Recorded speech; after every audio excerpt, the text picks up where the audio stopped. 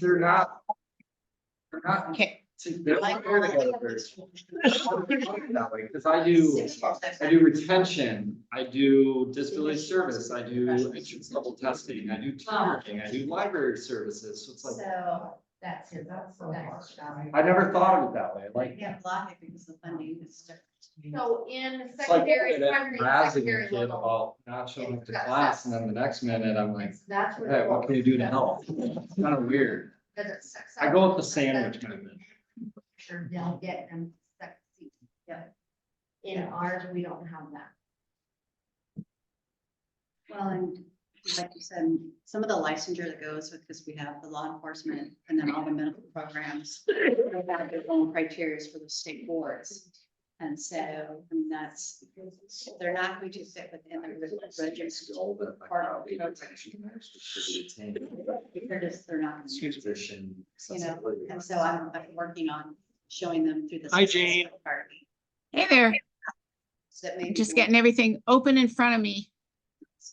So that is the loudest that we've got. I got it maxed out on like.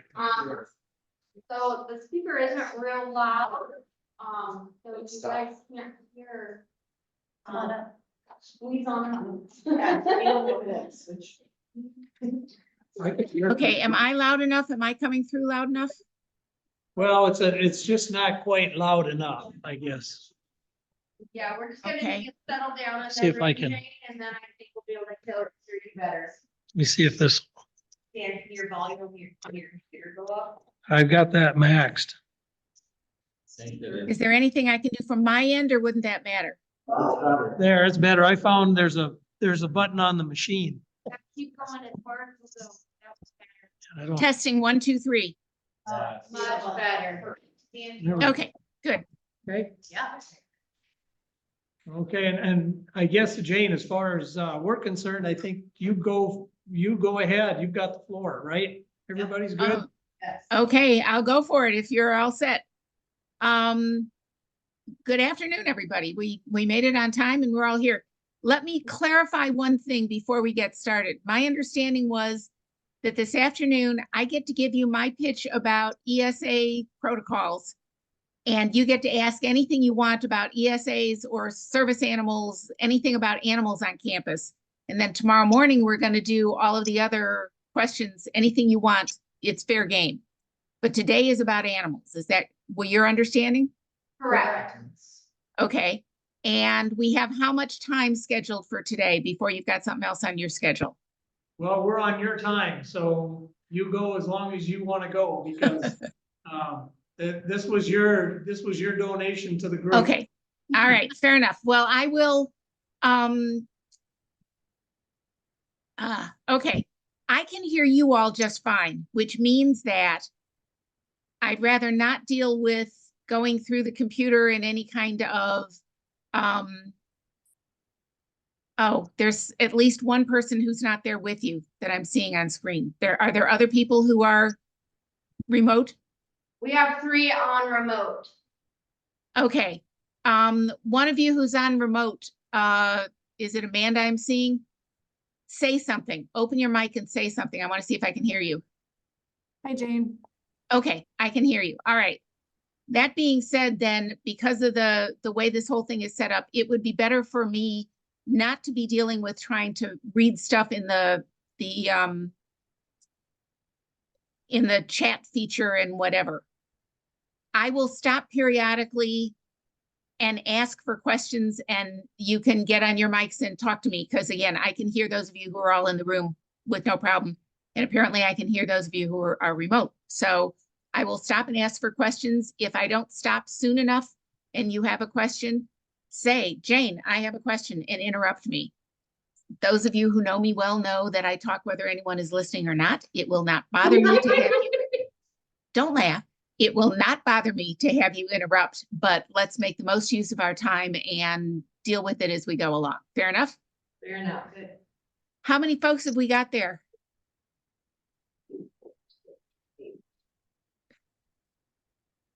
16, 17 in the room and 3 online.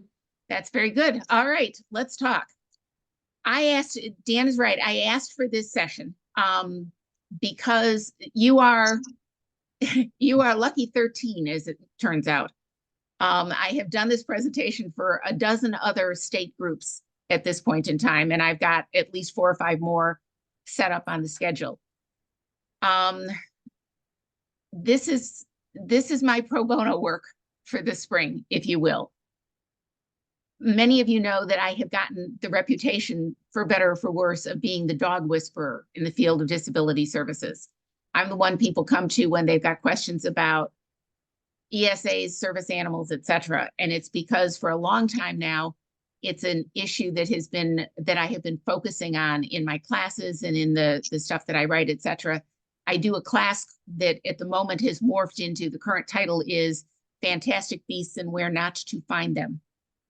And it's an online class done through a private listserv where I talk about service animals, etc.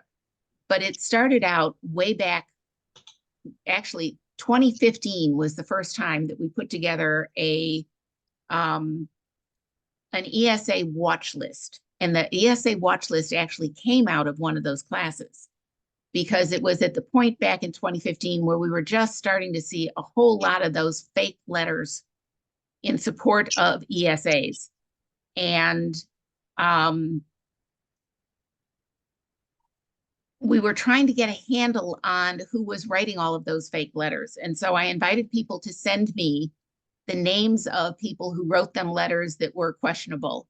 And we put them together on a watch list, and it got updated on a regular basis. And it included information about how to research somebody if you had some concerns about their legitimacy. And there was some information about how to respond to some of those letters. It was a whole packet of information that was ESA documentation and watch list.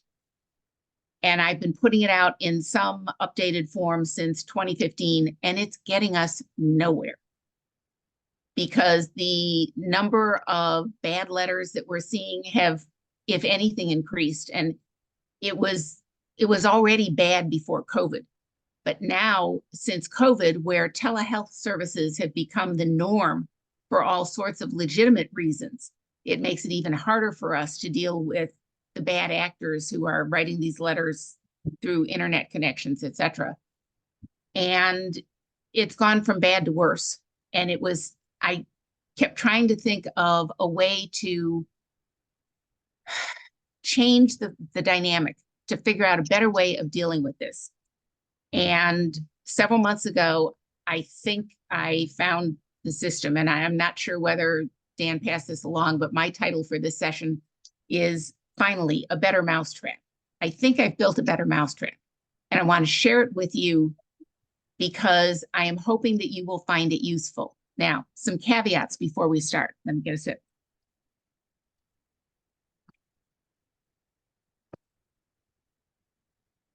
First and foremost, I am not an attorney. I say that with a certain degree of pride. But what I am giving you is not, gotta get to the right place. I'm fiddling with what's showing on my screen here.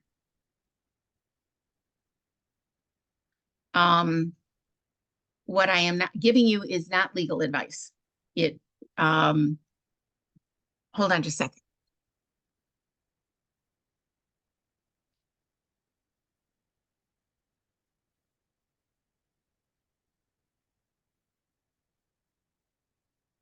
Okay, sorry about that. What I'm giving you is not legal advice. And I wouldn't even if I could, because you need to be in line with the legal authority, whoever that is on your campus, whether it's a campus attorney or a system-wide attorney or whoever it is that you report to. I am prepared to give you information that explains to you on what basis I'm making the suggestions that I am. And I can defend all of this. And I will share with you information that will allow you to defend it to the powers that be. But if they don't buy it, then you can't do it, because they're the ones who are going to be backing you when push comes to shove. So I'll try and explain to you why I've made the suggestions that I'm making. I'll give you the information. I'll give you my phone number. If it'll help, I'll get on the phone and talk with the powers that be on your campus and explain to them why I think this is appropriate and justifiable. But in the end, you have to make sure that they're on board before you start practicing any of this. Above and beyond that, we're going to go through, as we go along, a new form that I'm suggesting that folks use in requesting documentation for an ESA. This is not meant to be a template that you either must or should adopt as it's shown to you. There will be some questions that are there that either you or the powers that be on your campus say, I'm not comfortable with that question. That's too far. We'll leave it out. There are some questions where you may already have a better question on the form that you're currently using along the way. I don't want you to feel obligated in any way to adopt what you're about to hear as is. These are suggestions, these are options, and I can explain to you why I put it together this way, but it's all left to both your judgment and also your circumstances, because nobody but you knows what those circumstances are on your campus and what will fly and what's appropriate and what you need in terms of the kind of climate that you're seeing already. If your administration or legal counsel ask, how do we know that the student won't file a complaint if we do this? The answer is, you don't know that. And if that's what worries them most, then you should just accept whatever current system you've got in place and move on. If your administration or legal counsel asks, where does it say we can ask these questions in this way? That information I can give you, and we'll talk about it as we go along.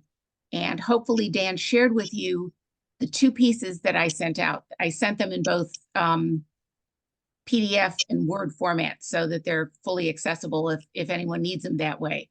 But one of them is a long document. It's about 14 pages, 15 pages long. That's called Documentation for a Request for ESA. And I'm going to be walking you through that. And that has the information in it about why it says, why you can say what you want to say. And by the way, if you don't have these in front of you as we're talking, don't worry about it, because I'm going to go through it all line by line. It's all there. I want you to have them as backup. The second form is the actual form that we'll be reviewing that I think is maybe useful for you. If your administration or legal counsel ask on what basis you're rejecting the paperwork presented by a licensed professional, the answer is, we're not rejecting it. That's the biggest change in what we're doing at this point in time.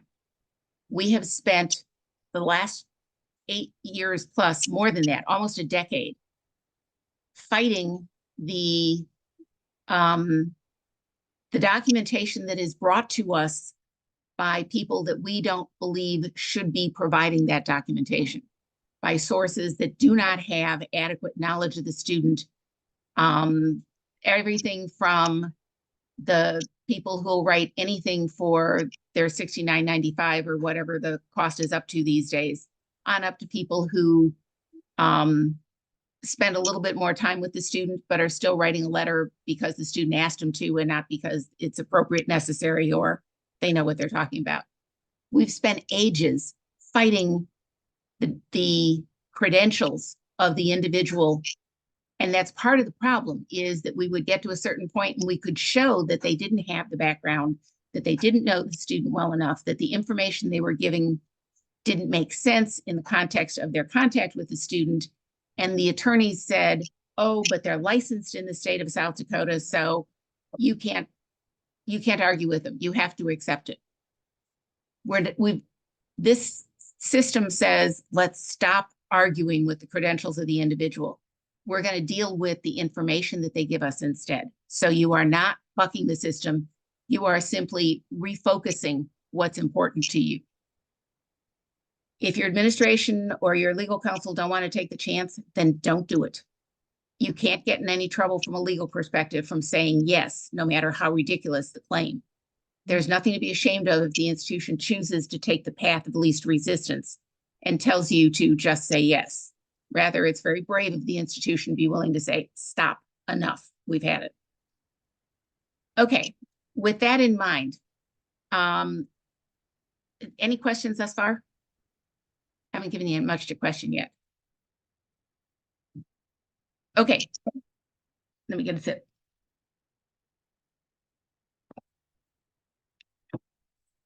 With that in mind, a couple of other logistics things about all of this. In 2020, just before COVID hit in 2020, HUD released new guidance regarding ESAs and animals on campus, is what they call assistance animals on campus. Most of what we're going to talk about here and most of my justification for what I'm giving you comes from that 2020 HUD guidance.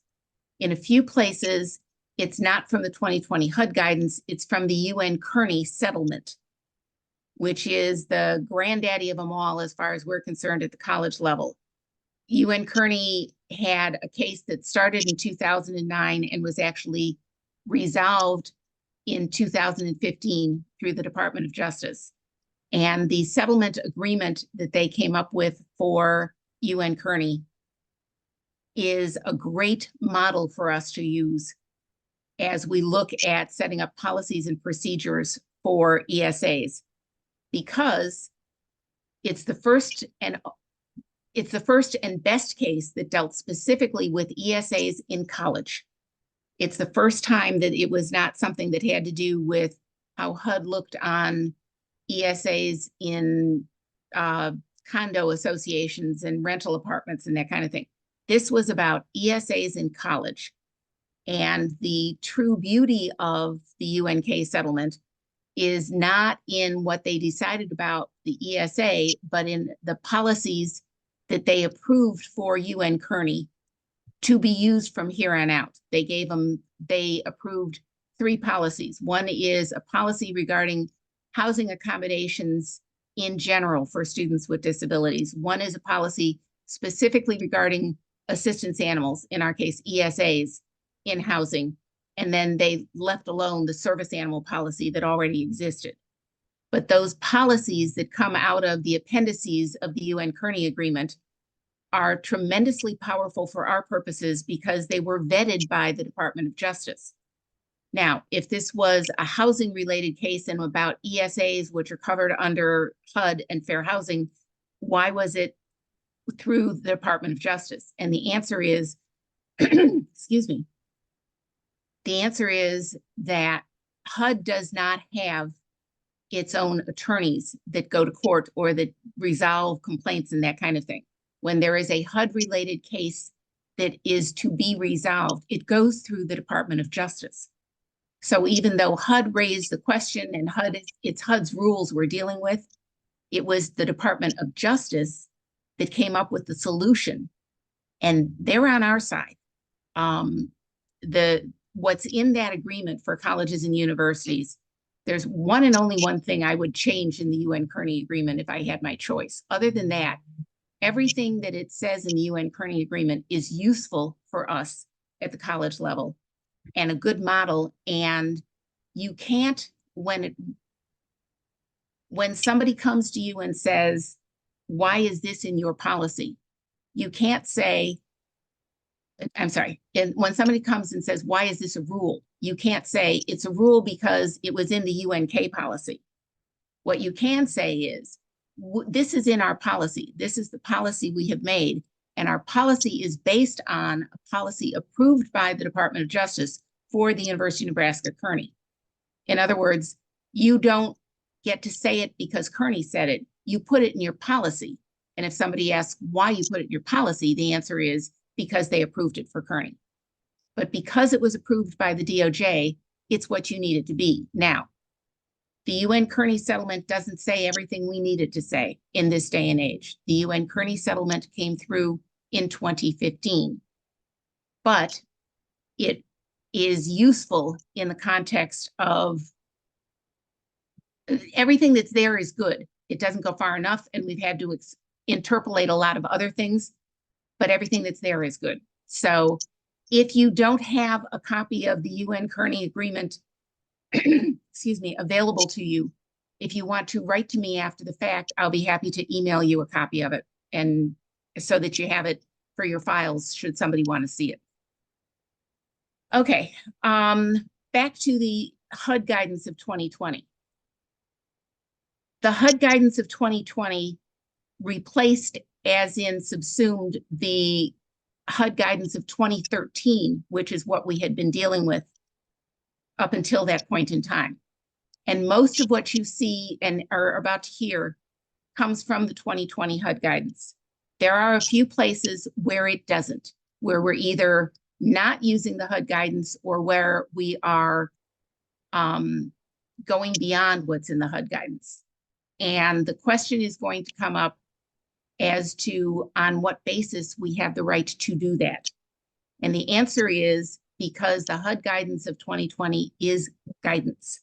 It is not statute. It is not guidelines. It is not standards. There are at least 3 different places within that document where it says specifically, this is guidance. This is not statute. You are not in violation of the law if you don't follow this. There may be circumstances in which you do other things and you will not be in violation of the law. It is not illegal for you to do other than what is here. Having said that, we think this is how you should do it. We're going to follow the HUD guidance whenever it works for us, but we're not going to be afraid to strike out if it makes more sense, because there are times when it will make more sense, and we'll, again, talk about those. But keep in mind, the HUD guidance was put together for all housing everywhere. And all housing everywhere does not keep in mind the unique circumstances that come with communal living in a college residence hall. So there are times when we're going to do our own thing. We'll justify why we're doing it, but I will point those out to you as we go along. Okay.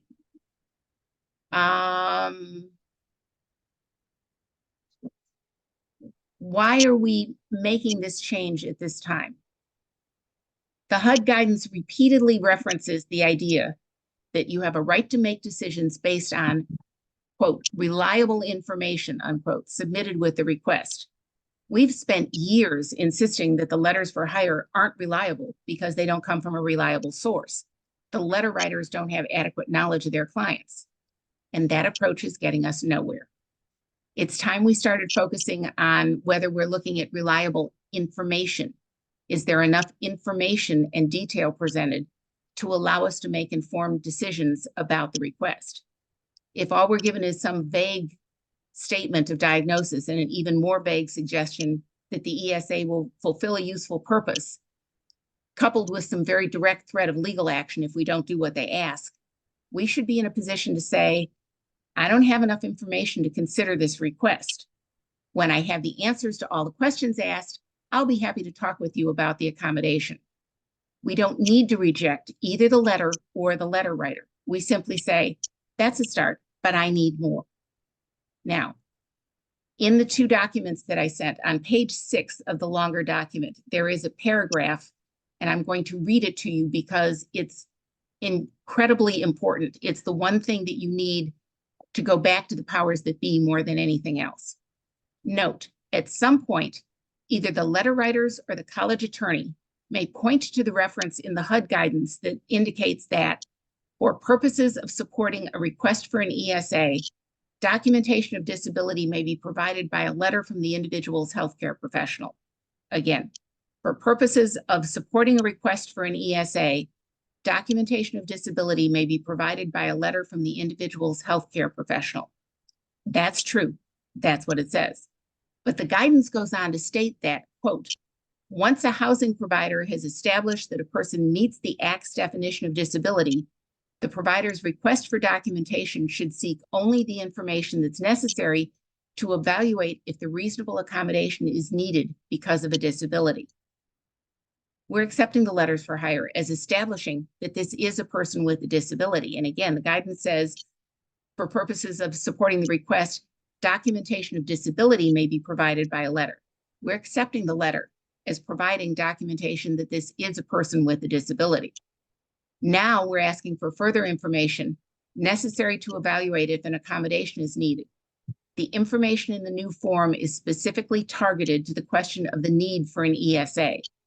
It matches the guidance. Now, I'm going to ask a question and I want you to raise your hand and somebody there will have to tell me how many hands go up. How many of you received my last word posts on Friday?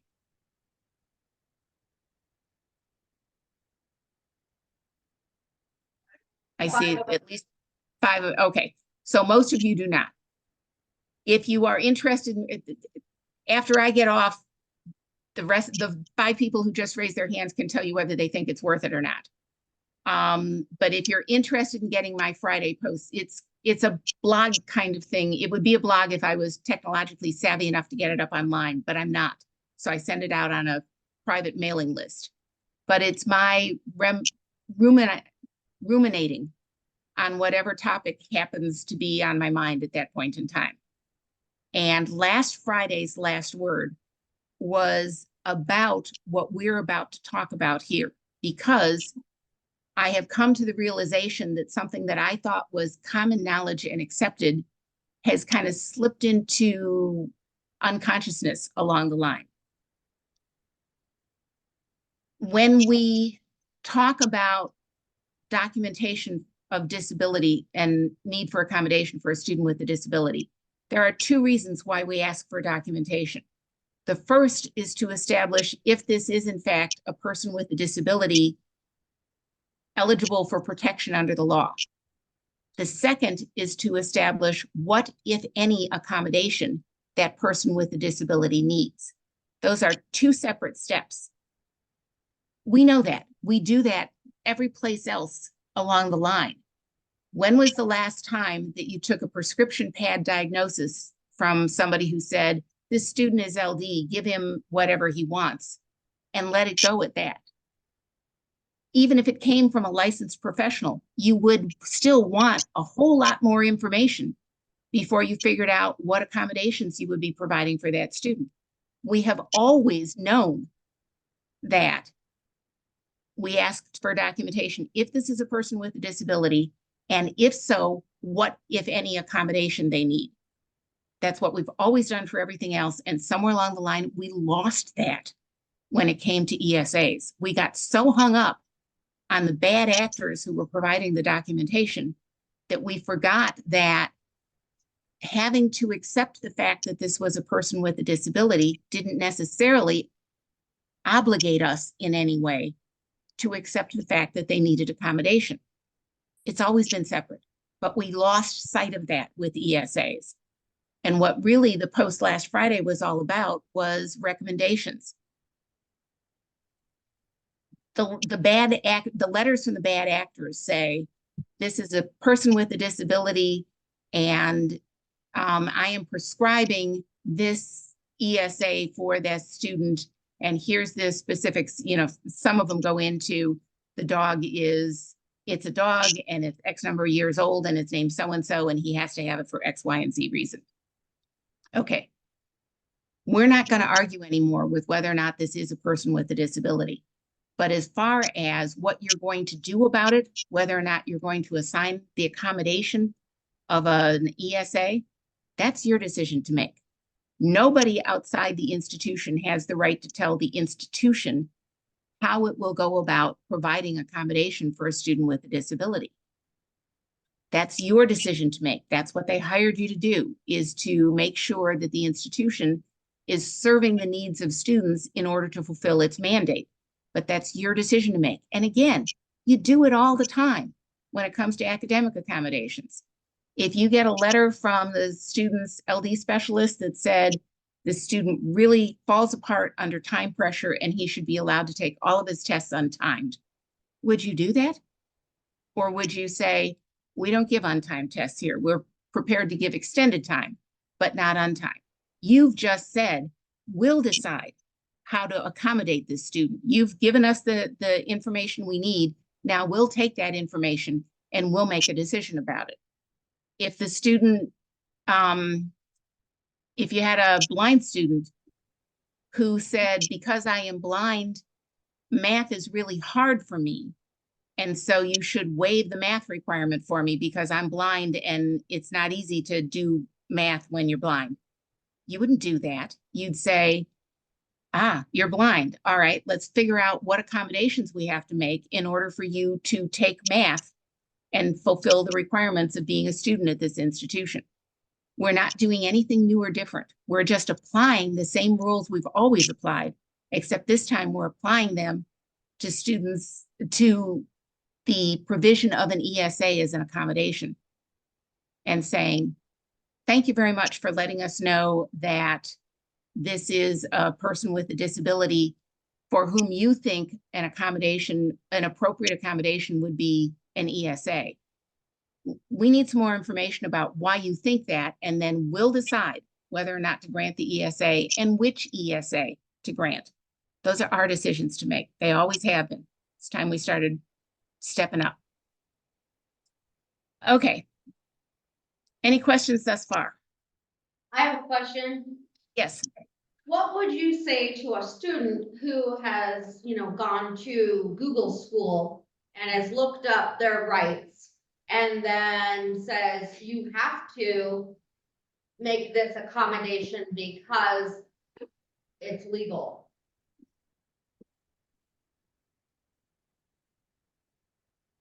Okay.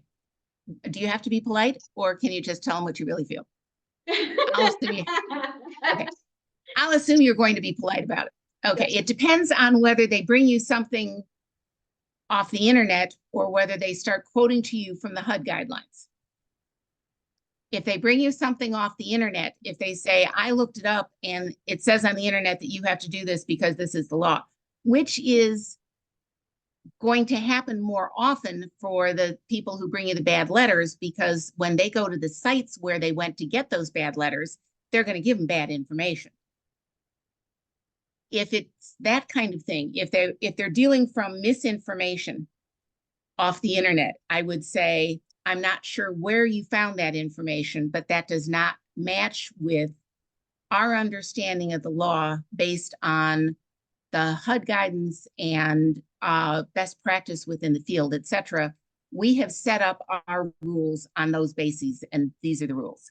And we will, we're more than happy to talk with you about accommodation and why you think it's necessary and what we can do to help.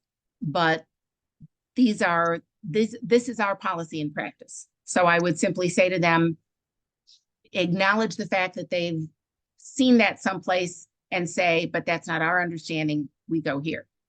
If they come to you waving the HUD guidance in their hot little hand and say, it says in here that you're not allowed to ask that, I would, as a matter of fact, if you don't have a copy of the HUD guidance, that's another thing you can send for. I'd be happy to share it with you. I have it on my system. But if they come to you with the HUD guidance and say, HUD says you have to do this, I would simply point to the places in that same guidance document that says, you don't have to do this, and not doing this does not make you in violation of the law. And then I'd say, our understanding is X, Y, and Z. So I've gotten accustomed of not only sending our info request form and policy, but I also give them the HUD form. And I even go steps further and tell them what pages to look at in HUD, because I know that they don't necessarily want to read. So I tell them which pages to actually flip to so that they can read their rights and responsibilities. So I give them all that stuff in advance. It's if it's working for you, if it ain't broke, don't fix it. If it's working for you and you have had some success in trying to stave off some of the nuisance value by overwhelming them with evidence in your favor, then go with it. I don't know that I would send them the HUD guidance because they're going to read what they want in it. True. And I'm not sure it's not complicating circumstances. If they find it on their own, I'll deal with it. Otherwise, I'm just going to go with that. Trying to think if there's some good source. Another possibility would be to say,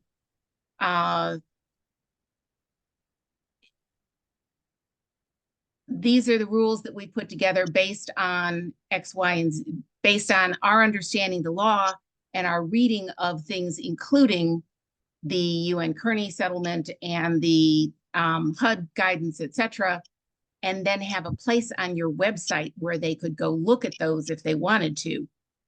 where you could not only put the UN Kearney settlement up there, because that's the one I'd put first, because it's going to back everything you're about to say. But also in the HUD guidance, I would highlight the passages that say, you're not required to do this if you don't want to.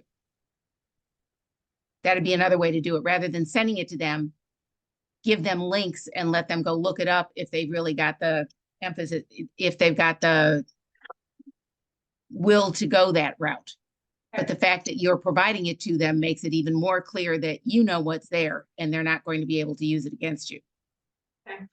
Okay. Another question? No. Okay. Before I start going through the form with you, there is one more piece to my new protocol regarding ESAs, and that is an interview.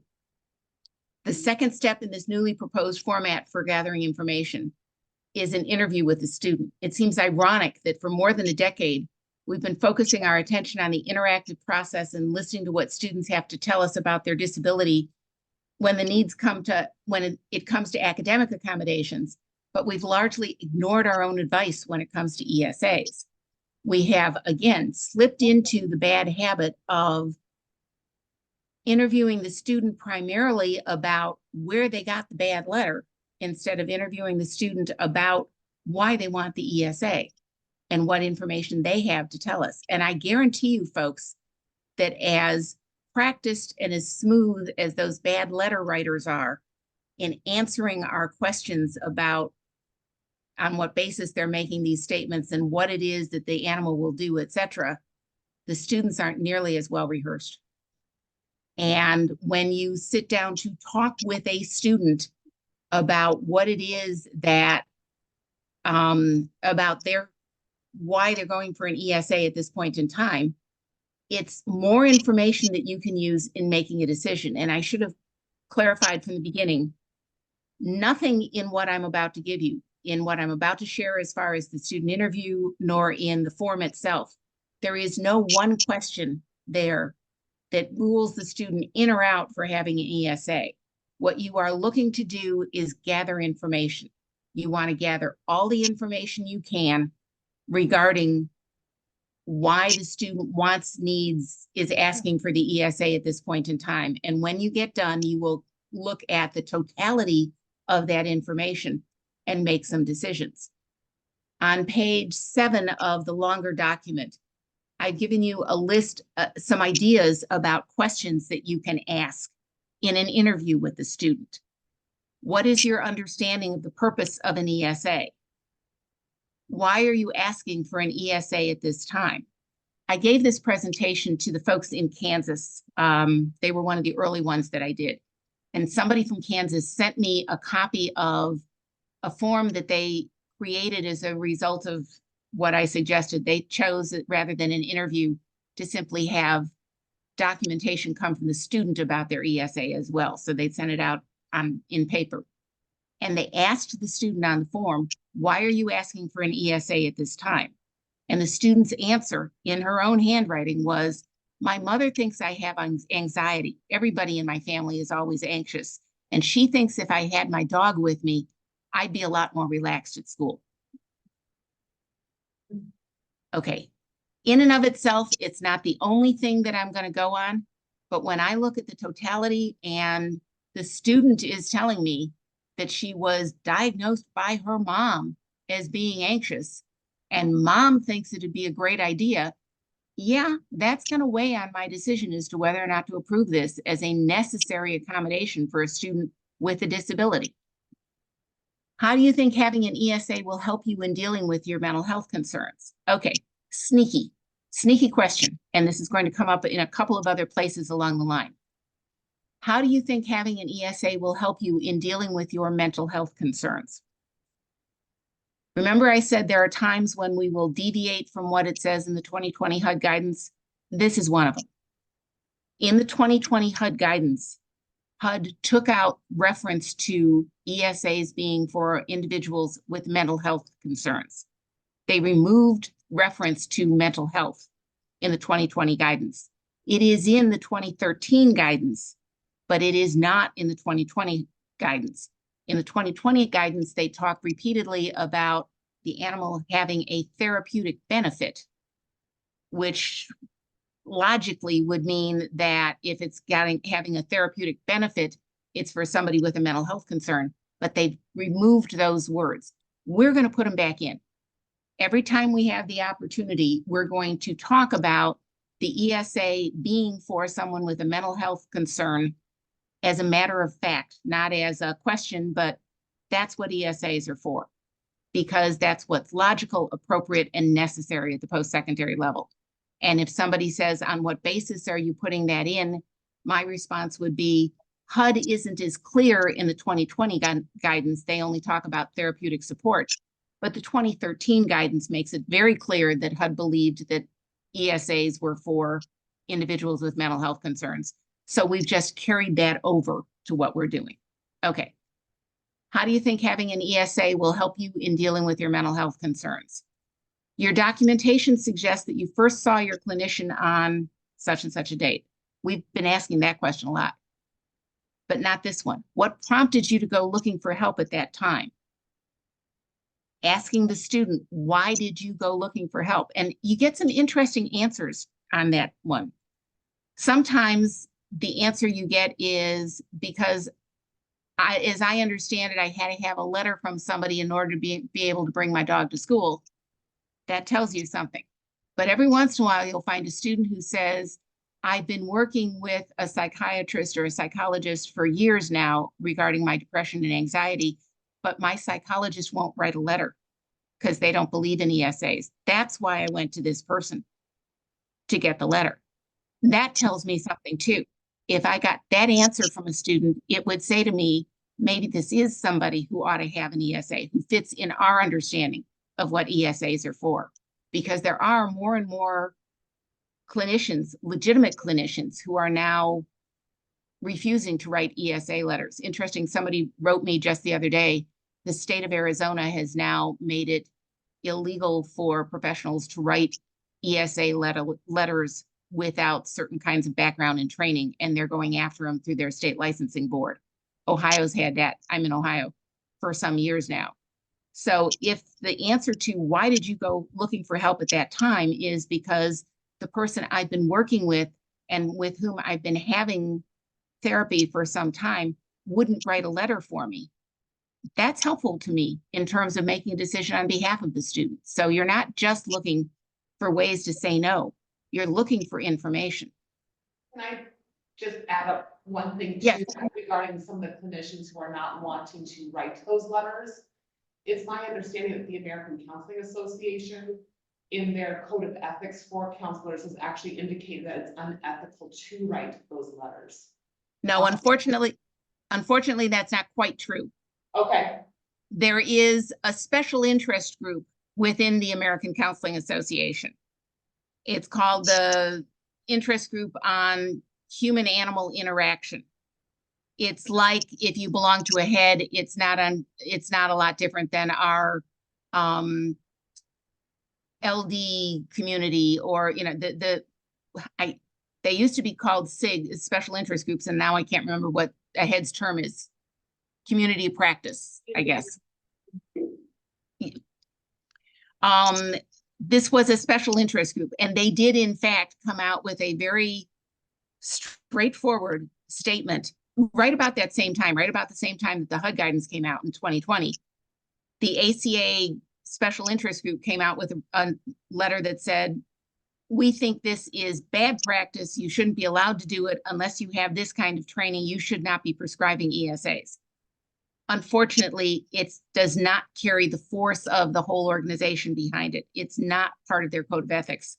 It's a strong recommendation from folks who know, but it doesn't carry the weight of the organization behind it. Sure. Is there any kind of guidance or strong recommendations in our medical community? No, not that I'm aware of.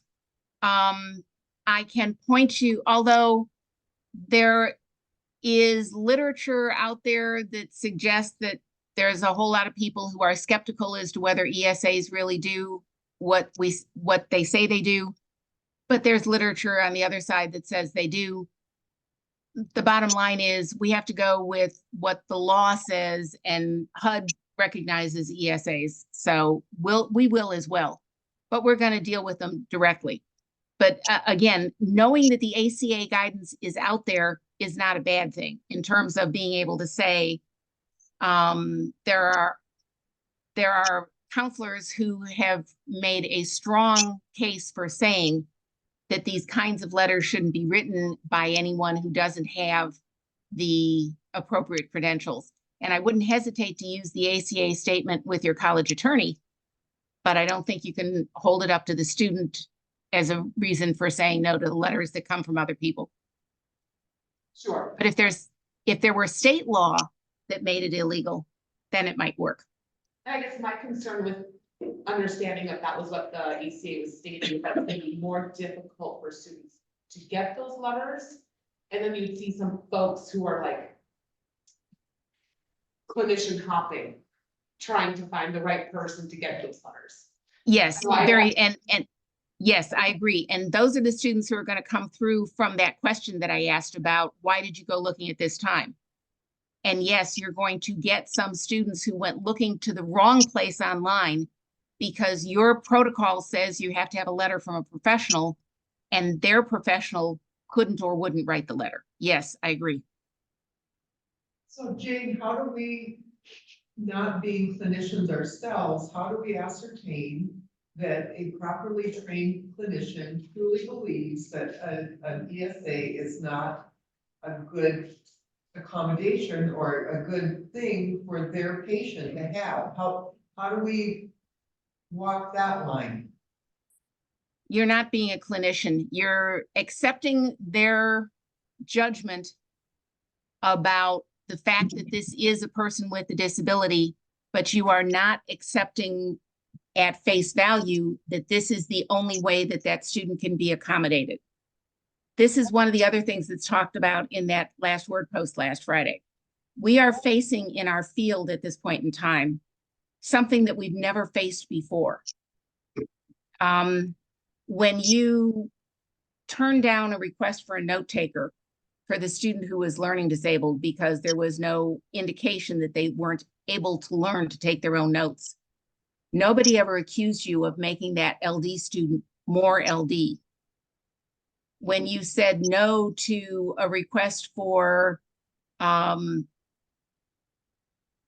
don't know, with any other academic request that you've gotten, waiver of foreign language for somebody or whatever, when you say no to those requests, those academic requests, based on the information that you're holding, they may fight you as to whether or not it's really needed, but nobody ever claims that you're going to be responsible for making things worse because of what you've just said. And the bottom line is, in this day and age, with the large number of students with mental health concerns on campus, and specifically because we're talking about mental health issues for students for ESAs, we regularly get told, this is what this student needs, and if you don't give it to them, you are going to make them worse. It's a very difficult position to be put in. What it comes down to is having rules in place, looking at the total package of information, and making decisions, even if they are the hard decisions in terms of saying no, and recognizing that nothing in the accommodation process has ever required us to be part of the student's treatment. We don't give accommodations because they are going to make the student better, because they are part of the student's treatment, because providing that note taker is going to make them less LD. But we're getting put in the position of being told that if we don't provide this accommodation, this ESA, the student will suffer for it. I'm sorry, we've got to stop being bullied into providing an accommodation because that is part of treatment. This is a really hard piece to deal with. I could make a good case for saying that if you look at the information provided to you in total, and you don't feel that the request for an ESA is justified by the information presented, and you say, based on the information presented here, it does not appear that an ESA is a necessary or appropriate accommodation. And they say, if you don't let the student have this accommodation at this point in time, they're going to have to leave school. They're never going to be able to function if you don't give them this accommodation. If they're really that fragile, I could make a good case for saying they're not an otherwise qualified person with a disability. And we don't give accommodations to students unless they are qualified people, otherwise qualified students with disabilities. If what they're saying is this student is so fragile that if you say no, because you're not saying no arbitrarily, you're saying no based on the total picture of what they presented. If they say, you've read it wrong, and if you say no, they're going to fall apart at the seams and it's going to be your fault. The answer is, it's not going to be my fault, but if it's that important, then maybe this is not a good time for them to be here. Now, you don't ever want to say that publicly, but you need to be able to think that. And you need to be able to make that case for yourself in making the decision and for your administration when they come and say, but the doctor said that they should have us. The answer is, I made the decision based on this, and this. Flat out, that's how you made the decision. If they want to overrule your decision, fine.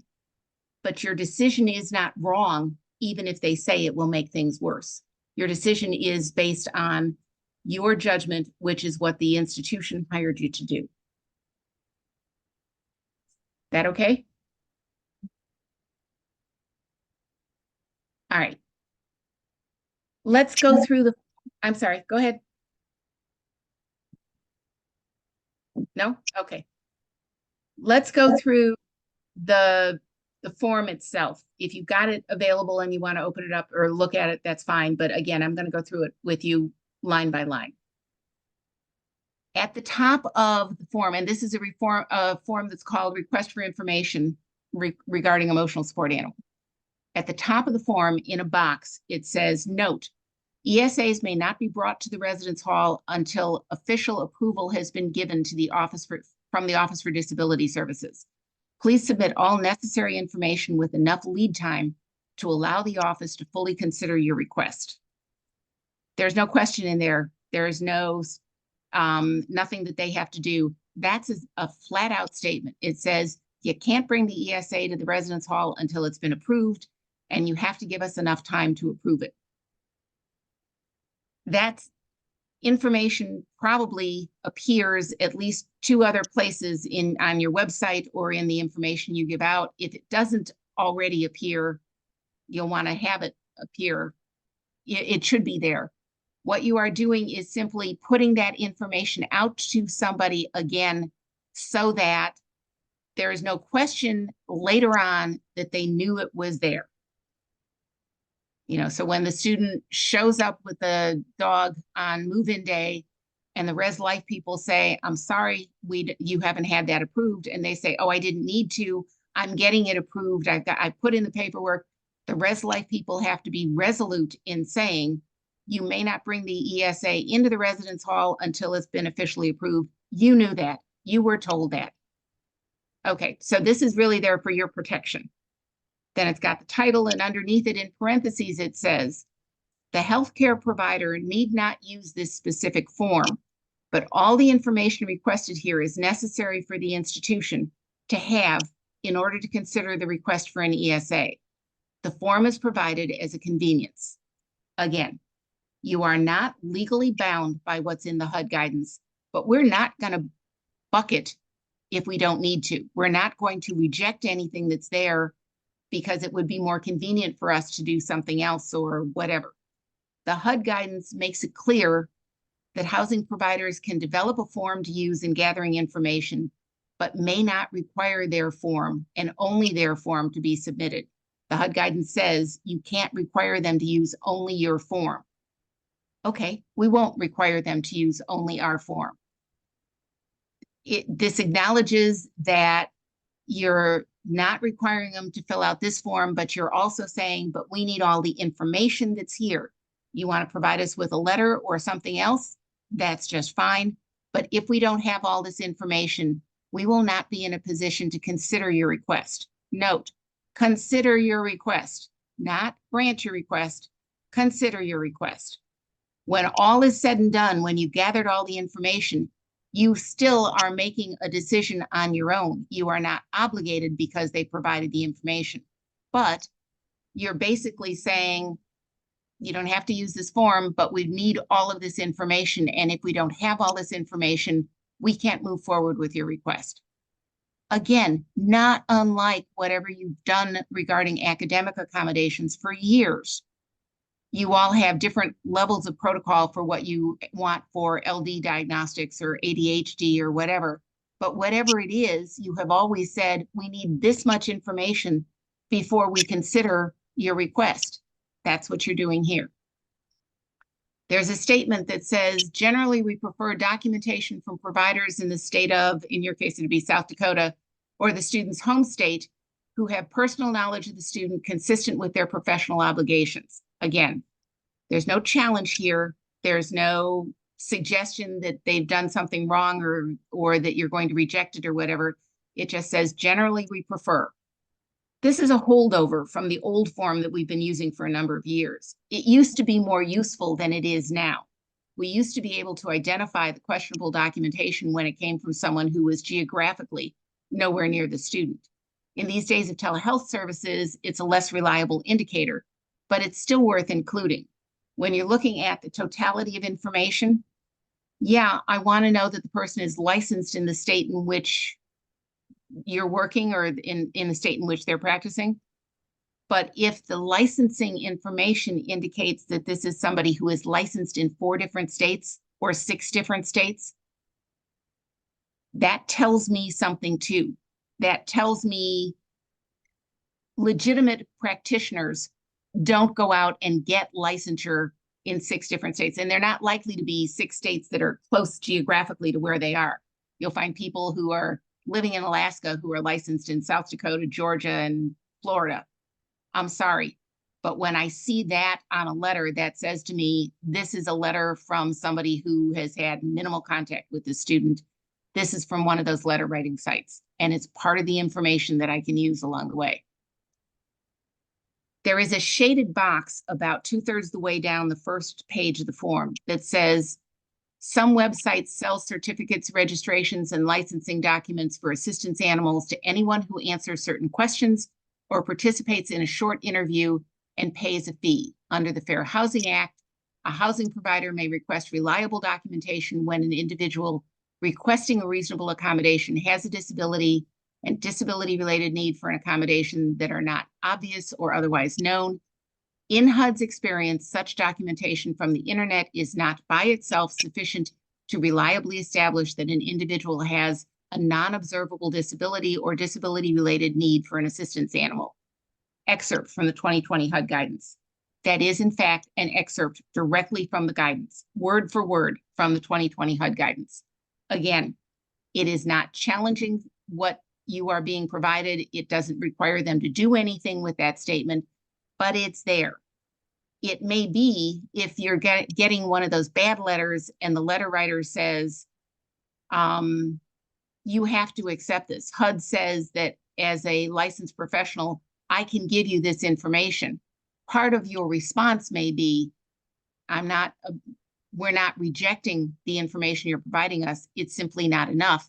HUD says that documentation from the internet is not by itself sufficient. We're looking for the additional information that we need.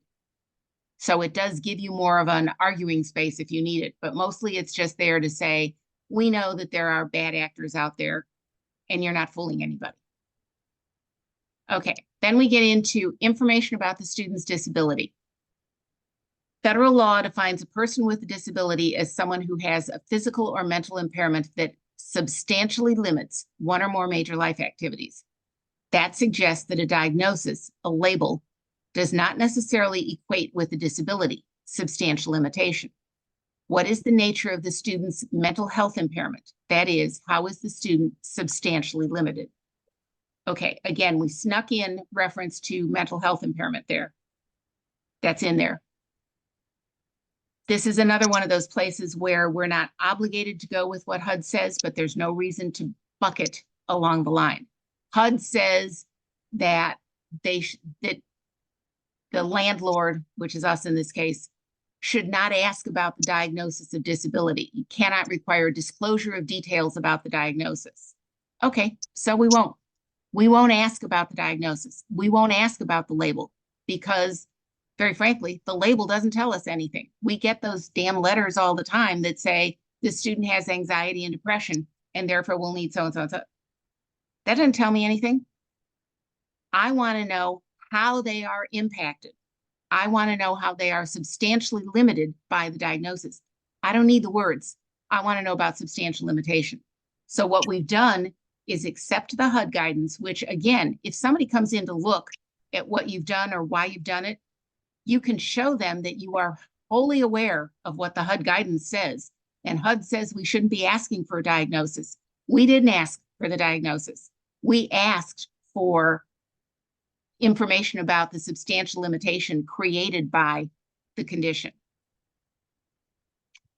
Documentation of disability must come from a source with sufficient direct personal knowledge of the individual to clarify the need for an ESA and the nexus between the disability and the presence of the animal in housing. Again, flat statement, not challenging, not suggesting they are or aren't. It just says documentation should come from a person like this. You're making the assumption that they are that person, right? Let it go. And then there's 4 questions that are pretty straightforward. When did you first meet with the student regarding this mental health diagnosis? What is the nature of your meetings? That is face-to-face meetings or virtual interaction. When did you last interact with the student regarding this mental health diagnosis? And how often have you seen the student or plan to see the student for further counseling or treatment? What you're looking for is that the student has a legitimate working relationship with the provider and that the provider has enough working knowledge of the student's situation to provide reliable information. Asking for the date of the first and the last meeting, most recent interaction separately, may help to ferret out those who have one-time interaction for the purpose of getting the letter. Even if they've contracted for additional sessions, if the letter is dated the date of the first contact, you know there's something hinky going on. I wonder how, never mind, sorry. Well, I know you're recording this session. Are you using Zoom's AI capabilities with it? No. Okay, good. What just flashed through my mind was, I wonder what AI did with the word hinky. I wonder how it read that. Okay. Sorry about that. I get distracted easily. Okay. How often have you seen the student or plan to see the student for further counseling or treatment? All of this is just pieces of information that all together are going to give you some idea of how to proceed or of the total picture of that student. One of the things that we've done away with in this version of the form versus earlier versions is we snuck in a question at some point along the line that said, when did you last meet with the student? And what we were trying to do was get them to admit that they hadn't met with the student. They'd only talked to them over the internet. Forget it. In this day and age of telehealth services are acceptable at this point in time. So let's just ask the question outright. What is the nature of your meetings? That is face-to-face meetings or virtual interaction. It's an objective question with an objective answer. Okay. What specific symptoms is this student experiencing? And how will those symptoms be mitigated by the presence of the ESA? General assessments are typically insufficient. For example, a statement that, quote, the animal alleviates anxiety, unquote, is too general and does not explain how the animal may alleviate the symptoms of this student's disability. This is an open-ended question. You're saying, what is the student experiencing that's going to be made better by the ESA? My guess is that most of the bad actors are not going to have any good answers to that question. What you're going to get is boilerplate language about it'll help them stay on, give comfort and whatever. If you don't get anything useful, you don't get anything useful. But it may be that the answer to that question will give you something very useful. Again, the form, somebody else who heard this presentation before called me to let me know that they had asked about why the student, what the student was experiencing and how will the symptoms be mitigated by the presence of the ESA. And the clinician had written something that said, this student struggled all through fall semester and barely made it through, went home for a month over Christmas break and had the dog with her then, and it made a tremendous difference in her coping strategies and in her feelings of security, etc. And we've talked about this in therapy. Now, as she gets ready to come back for spring semester, the idea of not having the dog there is throwing her into a tizzy. In other words, they said having the dog there made a difference. And now if she's got to come back to not having the dog, it's going to disrupt things for her. That's valuable information. That's information that says to me, this is a student who ought to be allowed to have their ESA. I think that, again, if the only reason you're thinking of switching to some of these questions or to this form is with the idea that you can cut down on the number of ESAs on campus, that's not the intent. This is a tool, not a weapon. The intent is to gather information that will support either the decision to say no or the decision to say yes. And this could be a valuable question. It may not be, but it doesn't hurt to ask. All right, let me stop there for a minute before we go into information about the ESA. Questions so far? Can you repeat that last part again about the intent versus words going, information can go either way for us, so it's not a weapon, but a tool. Okay.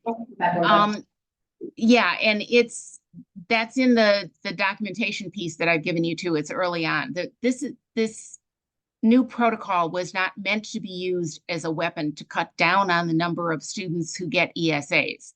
It was meant to be used as a tool to either allow you to know that this is a student who should have an ESA, to give you enough information to make you feel comfortable in saying, yep, this is someone who should have an ESA, or to give you enough information to be able to say, no, I don't think an ESA is necessary at this point in time. You are not denying that the student may have mental health struggles. You're not dealing with that diagnosis at all. You're dealing with the substantial limitation that comes from it, or not, based on the information that you get. But these questions are not asked with the idea of any of them being a gotcha in terms of making your decision. The questions are asked because if they give you useful information on either side, you're going to use it. And if they don't, you move on. Thank you. Other questions? I had an incident Go where ahead. the student was approved to bring a cat. And then after Christmas break, asked for a secondary support animal. And I asked some of those questions, what is the cat not providing you from the original request to now switching to the dog? And then what they're providing when she was requesting to have both. And I denied that. I said the dog is performing the duties of both, so that we're only allowing one animal per the location and square footage.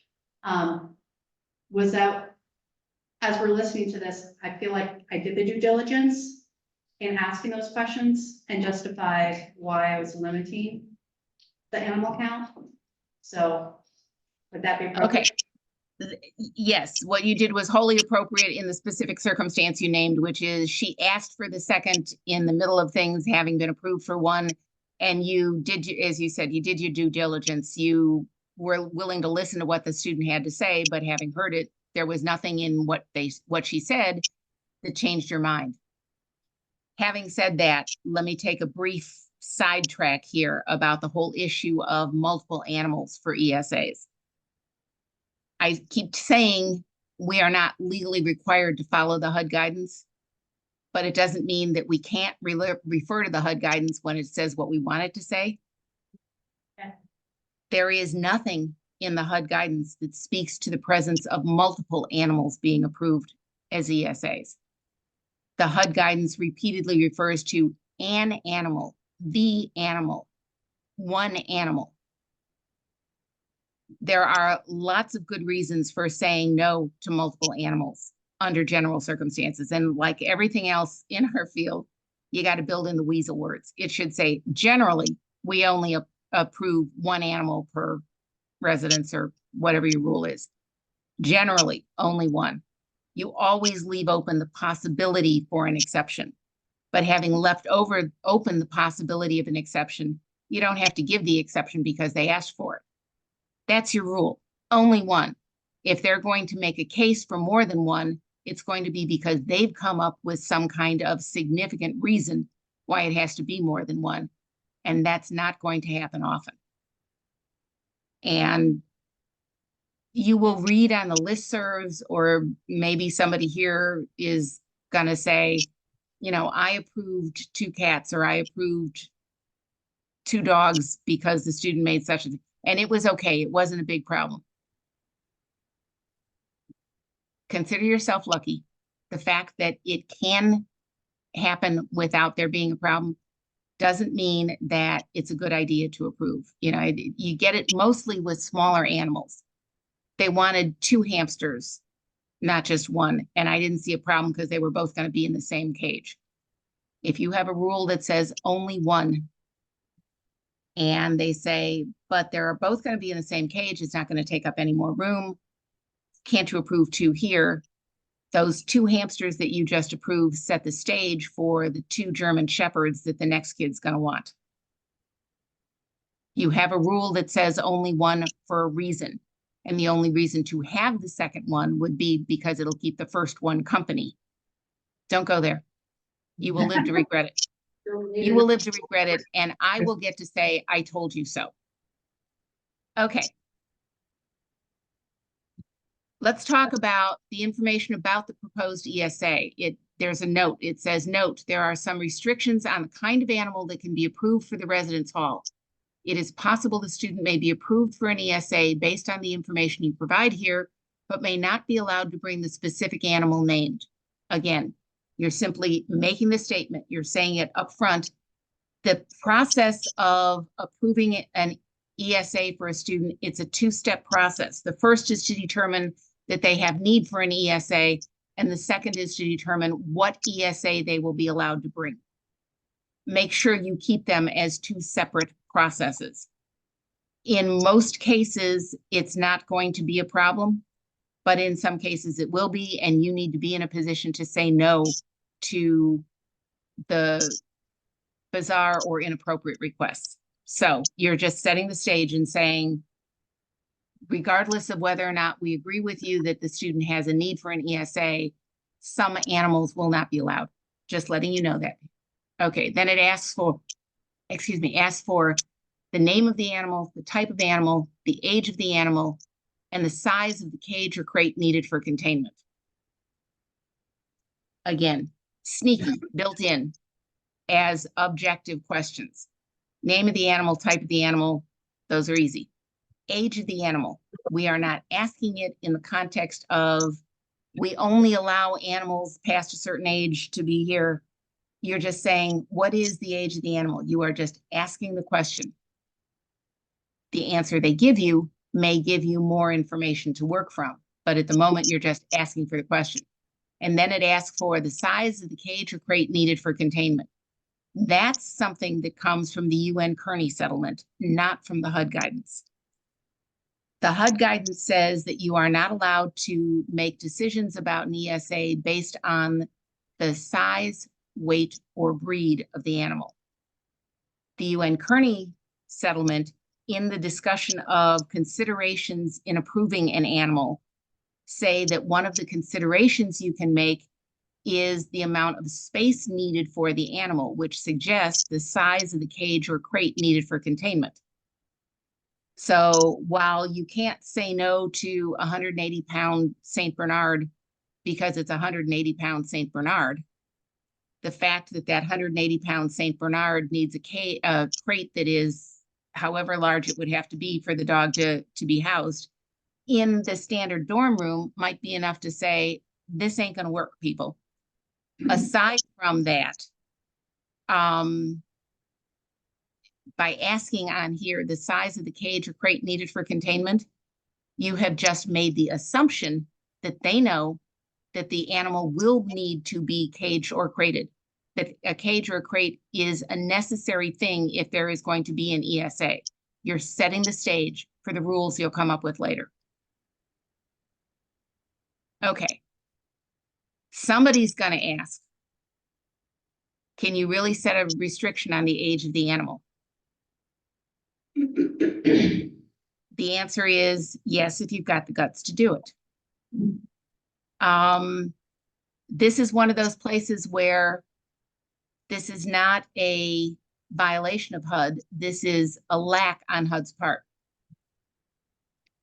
There is nothing in the HUD guidance that says that you can set a limit on the age of the animal.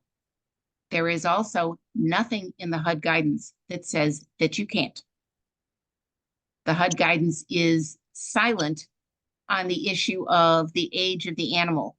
They really don't talk about appropriateness of the animals or on what basis you decide if it's appropriate. They've got a listing, but they really don't talk about decision-making.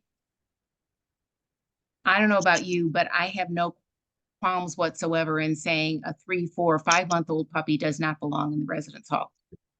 They're not fully housebroken. If they're too young, they haven't had all the shots. They're not safe to have there. They chew on everything. They whine a lot.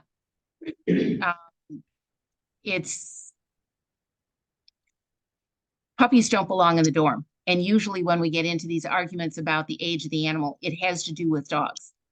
Can you set a rule saying that the dog must be at least 10 months old or 12 months old or whatever you want to say before it's brought into the residence hall?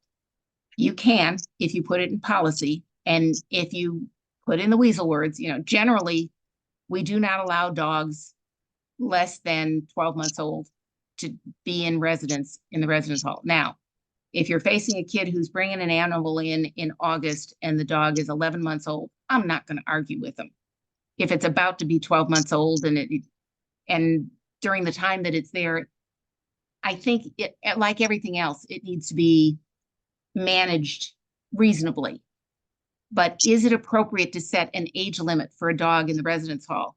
Yeah, it is. If the powers that be don't want you to put that in because somebody's going to say there's nothing in the HUD guidance that says that you're allowed to set an age limit for the animal. If I were you, I would go to the Res Life people on campus and say, I want to put this in. They don't want me to put this in. You're the one who's going to have to live with this puppy. If you don't have a problem with it, I don't have a problem with it. They're either going to say, throw up their hands and say, there's nothing we can do, in which case, let it go.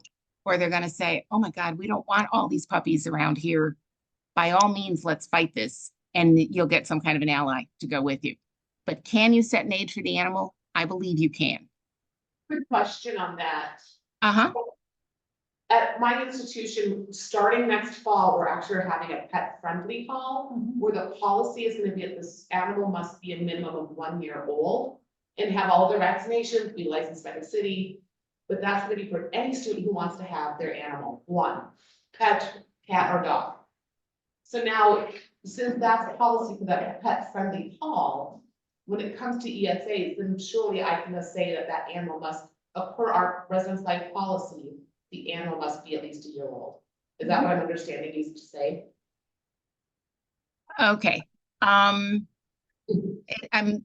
smirking to myself because last week's last word post had to do with not being held to somebody else's recommendations.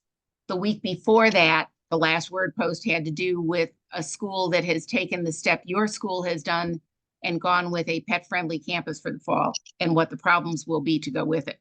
So if you haven't looked at that one, you might want to go back and look at that one. Okay.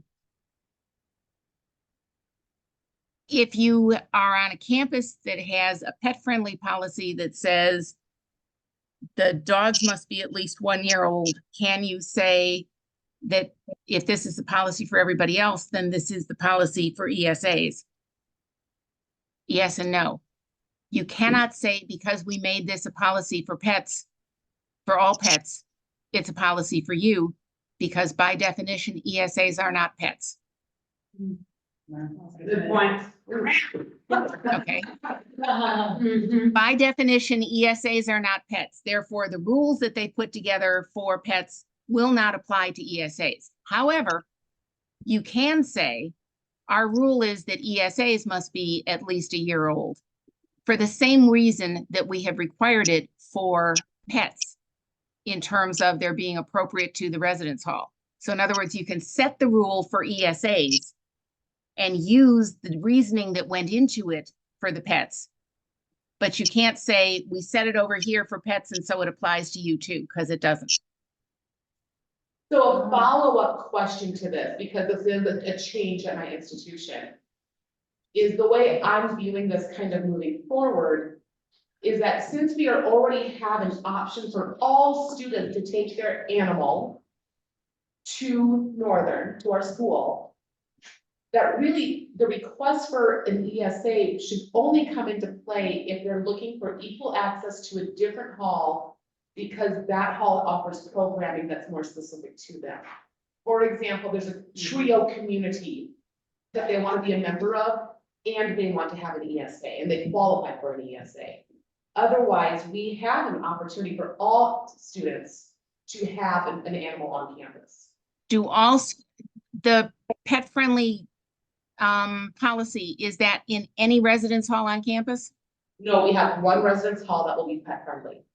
All right, yeah. And that's you why I need want to- to say that if there is another hall where that student wants to be a Yeah. member of that community, You need to go back and look at, again, if anybody's interested because their campus is going pet friendly, write to me later and ask me for the last word post from, it would be April 26th, I think, was the one that dealt with the issue of pet friendly campuses.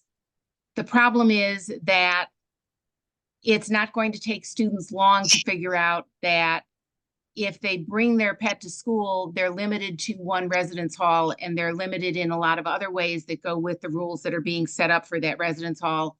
And if they have it as an ESA, then there are no limitations on what they can do.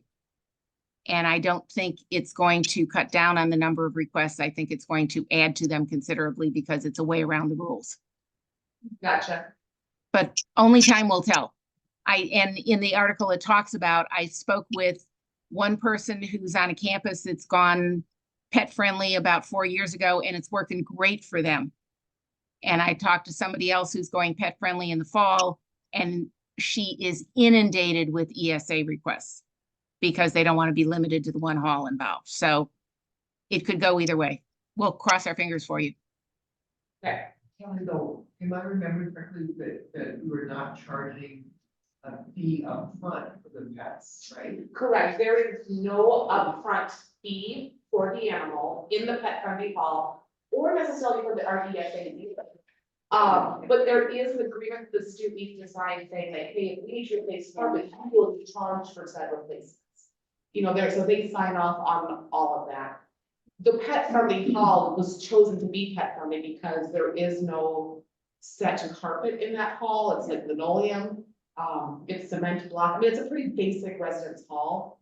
You know, the students surely can print out down their area runs, but it's easy for us to keep clean and to maintain with pets. All we can do is cross our fingers and hope it works for you, and time will tell. But I have concerns about those kinds of policies. Gotcha. Okay, back to the form. It says dogs and cats are most often requested as ESAs and seem best suited to adapting to the communal living setting of the college residence hall. If another type of animal is being suggested for this student, please explain why you believe that animal is a better choice. It's true, dogs and cats are the most frequently requested, and they are the easiest to deal with because they're the easiest for us to set rules for. It doesn't say you won't approve other things or that you won't consider other things. It just says dogs and cats are most frequent. Why not subtly encourage their selection? Because it is easier to set the rules in those cases. Is there evidence in what else you might get from that, from their answer to that question, is something that suggests that this is a family pet that they've had since they were 3.5, and that's why they want to bring it, or it is one of 6 guinea pigs that they have at home and they want only one with them in the residence hall. It may tell you information about what the student's interaction has been with an animal in the past. It may give you information about why it is that the animal is seen to be helpful at this point in time. And then this is a sneaky question. Please address the likely impact on the student should the following scenario occur. Once the student is living with the animal in student housing unit, the animal is permanently removed from the unit because of a violation of policy. For example, the animal injures someone or destroys property. And balance that impact, if any, against the benefit that you expect the animal to provide to the student. In other words, if we let them bring their animal now and something happens and the animal has to be removed, is that going to be worse than not letting them bring the animal at all? Neither the student nor the person writing the documentation is going to see the possibility of the animal injuring someone or destroying property as very likely. And they're going to say, no, it's okay. Better to let them bring the animal now. They'll deal with it if they have to. I can't imagine many people would suggest that this is a problem. But if you use this question or some form of this question and the provider says, they'll manage if they have to, let them bring it now. And if you have to remove the animal, so be it. You and I both know that the reason we want to remove ESAs is rarely because the animal injures someone or destroys property. It's because the student has violated policy, left the animal alone while they went off for the weekend, or the animal is peeing all over everything in sight, or barks incessantly, or growls at anybody who walks by the door, or there are all sorts of reasons why we, in fact, have to say, sorry, this ESA has to go. And regularly, if it comes to that, when we get to the point where we're saying, sorry, we've had enough, this ESA has to go, the standard response from the student is, but I can't manage without my animal. You approved it because I really need this animal here, and you can't make me not have it here. I've got to keep this animal here, or I'll take it home 3 weeks from now when I go home or whatever, but fighting you with the idea of removing the animal. If you choose to use this question, the impetus will be, or the upshot will be that you have clear indication from the person who provided documentation that if the animal has to go, so be it, it has to go. And now is the time, it has to go. It's backup for you, not for the student. All right, then there are 2 questions that are really there for information purposes. It says, this student was provided with a copy of the rules and restrictions surrounding the presence of the animal in residence in university housing. Has the student shared those restrictions with you, yes or no? Have you discussed the responsibilities associated with properly caring for an animal while engaged in typical college activities and residing in campus housing? Do you believe those responsibilities might exacerbate the student's symptoms in any way? If you've not had this conversation with the student, we'll discuss it with the student at a later date. You're not really asking them anything startling or tough to answer. You're really putting those things in there because you want them to know that approving an ESA is not, what's the quote that they give you at the end of videotapes? Digital piracy is not a victimless crime. You want to say to somebody, you need to think about the fact that giving your approval to an ESA shouldn't come too easily because there are rules, restrictions, and responsibilities that come with it. that's going to have more of an effect, obviously, on the legitimate service providers or the legitimate, the family doctor who mom comes and says, here, write, this is what we need you to write in this letter. And they say, what the hell? Everybody's got dogs these days. Well, no, it is a big deal. And you want to make sure that they understand that. Okay, then it asks for pretty standard information, contact information, fax, email, professional signature and licensure. And then down at the bottom, there is a permission form, a permission statement. It says, student, please sign this form before providing it to your mental health provider. Again, snuck in mental health provider. Please sign this form before providing it to your mental health provider to complete. By signing below, I consent to allowing my healthcare provider to share any information relevant to my need for an ESA as an accommodation, as shown on this form with personnel from the DSS office for the next 60 days, signature and date. This permission form was crafted by somebody who understands legal wording in ways that I don't. I adopted this from somebody. It asks for a very limited amount of information. You are not on a fishing expedition. They are not giving you permission to ask about their diagnosis or anything else about the treatment that they're getting from that mental health professional. You are only giving consent to ask about information that comes from that form, fleshing out what's asked on that form about the need for an ESA. And you've only asked for that permission for a 60-day period. Why 60 days? Because within 60 days, you're going to make your decision to either say yes or no for an ESA. And you want it clear that you're not going to keep coming back. You don't need to know about it for any other reason than because you want all the information you need to make your decision about an ESA. It's a very tailored permission form. Sooner or later, you're going to hit the student who says, I won't sign this. I'm not giving you permission to talk to my clinician, and you can't make me sign it. To which your response is, you're right, you don't have to sign it.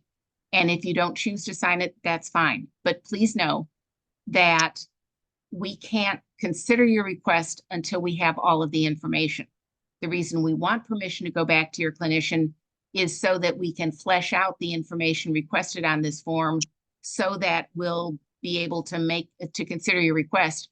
If you don't choose to give us that access, we may not be able to approve your request or to consider your request. In other words, don't argue with them. They don't want to sign it, fine.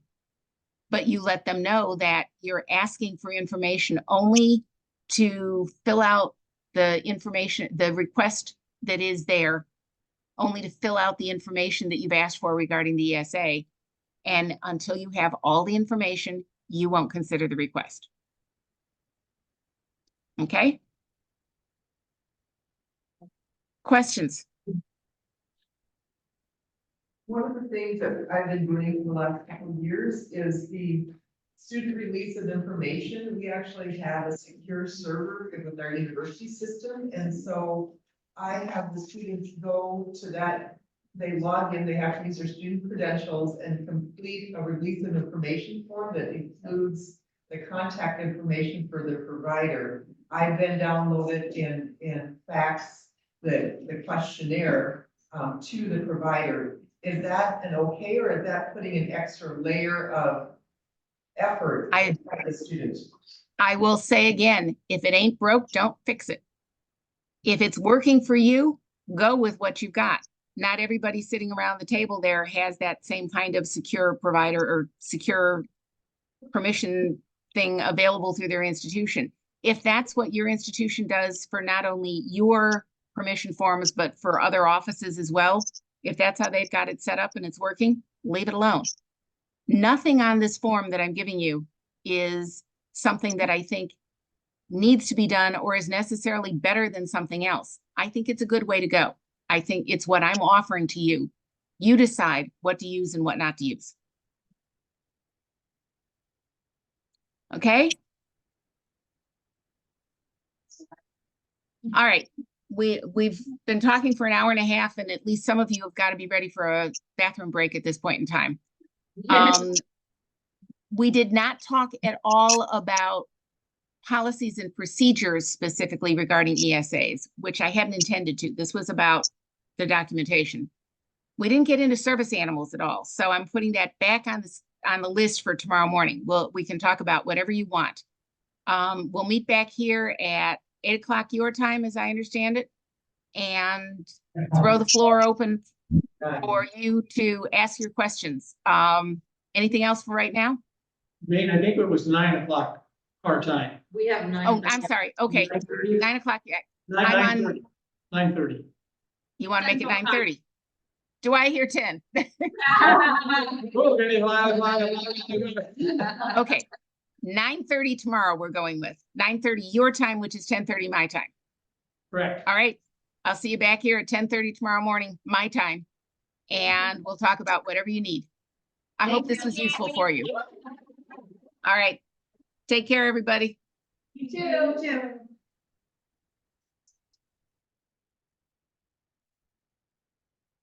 That's a lot. Bunch of little ass kickers, that's what we are. So,